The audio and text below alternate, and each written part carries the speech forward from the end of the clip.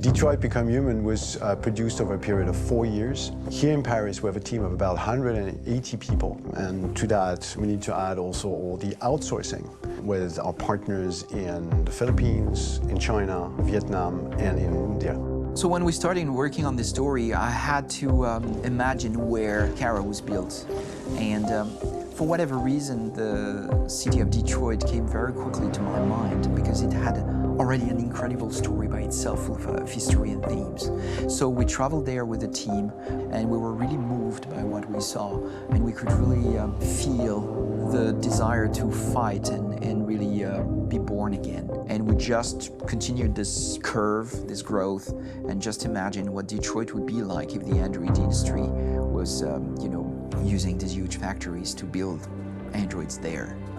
A very strong element in Detroit is that there's a lot of industrial wasteland and a lot of nature too, and for us, the graphic designers, it was an incredible playground.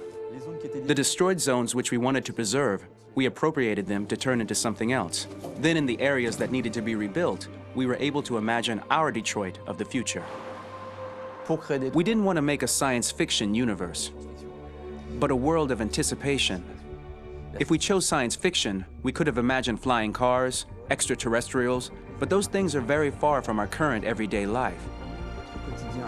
Anticipation is more about gleaning from our contemporary reality, the one we know, because Detroit is set in 2038, and 2038 is tomorrow. The difficulty we had was sticking to reality. That is to say, technology becoming more and more invisible, a lot more elegant, and at the same time, making it visual. So all the computer equipment, autonomous cars, we simply had to invent. They are in fact very technological objects, but at the same time remain very credible and ingrained in reality. To create a cohesive universe in the fashion and clothing of the human characters in 2038, I didn't want to put an accent on strange shapes, or really vibrant colors, and things we wouldn't know.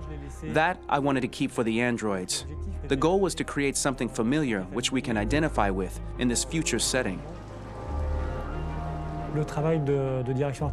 Working on the artistic direction for the androids was a bit special because this is a project about the place they could occupy in the human world. It was out of the question for them to be too beautiful or too perfect. They had to correspond to every social class, rich and poor.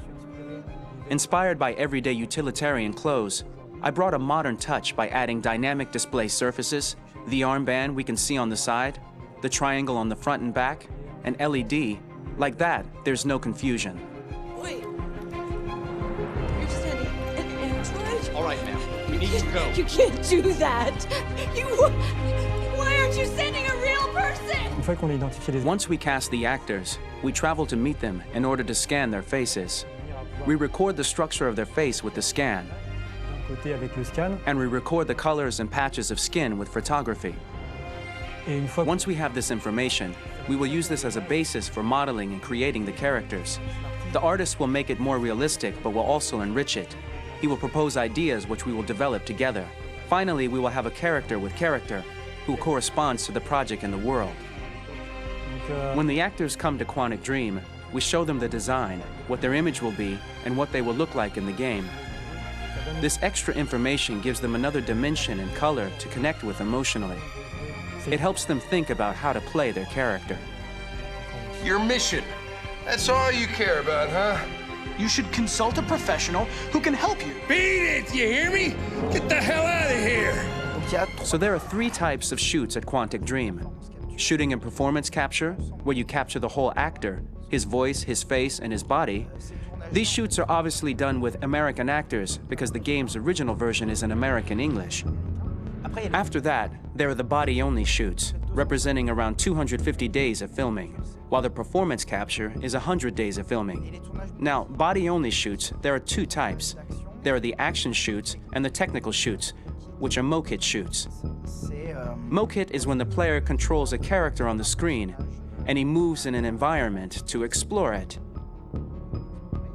This is of particular importance at Quantic Dream, and therefore we shoot a lot to offer a unique context for each scene and each character.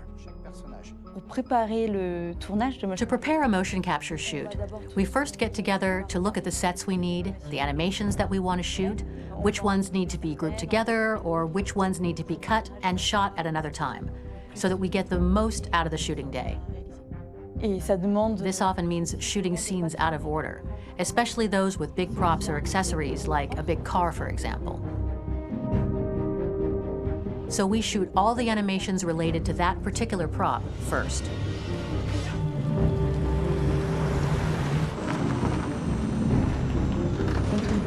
The biggest challenge for the mocap team was shooting a Spider-Man mo-kit. We had to build a wall and attach an actor to a harness with cables so we could pull him up and render him climbing.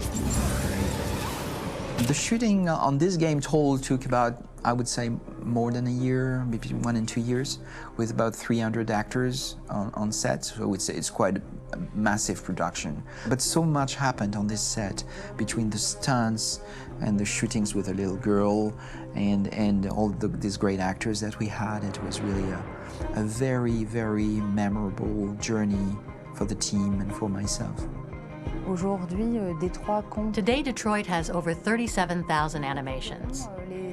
When we retrieve the motion capture data, it's just a cloud of points, which represent all the markers worn by the actors. From this cloud of points, we have a phase called retargeting, which gives us a skeleton. This skeleton will be applied to the characters of the game. There is still work to be done, but this gives us the main movements. Since we are working on something very realistic, we must recognize the actor and also recover all the emotion he expresses in his performance. We use a system of facts, an identity card for each actor. We make the actor do a whole range of facial expressions. Then we recover all the expressions and paste the animations on a puppet that Jan has prepared. I then recover and refine these poses. I might stretch the lip, re-inflate a cheek, tiny details that make the finished product really capture the actor. Because of the nature of our mocap system today, when we receive the animations, we're missing eye movements, and so the character has that dead look. He really has no eyes, so then it's a big part of the work for the animators to find the regard of the actor in relation to his position, in relation to the body, etc.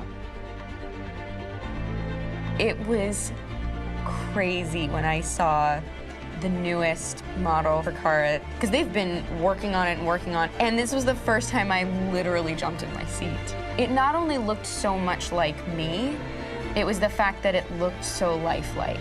It wasn't that it looked just like it was a camera, it was something else, you know, but it looked alive. It's exciting, and it's kind of terrifying. Game after game, we learned the rules of optics and filming, and our goal with Detroit Become Human was to have cameras that would actually emulate the optics of a real physical camera. So basically dealing with real-world imperfections was our main task, and just to make cameras look as real as we can. Once the animations are shot and processed by the animation department, integrated and polished, we film them. That is to say, we really do a mise en scène, as in cinema. The real difficulty of our job is to know if these cameras are telling us something. Are they in the emotion of the scene? Do they describe exactly what the action must convey, what must be felt? The most important challenge for me was one of the final scenes where Marcus decides to start the revolution and go to the battlefield. Very quickly, we imagined this to be a huge sequence shot. We wanted the feeling of a cameraman running behind us while showing Marcus, the androids who help him, the person shooting at us, etc. Above all, it was necessary to say to oneself, this scene is very violent but does not glorify war.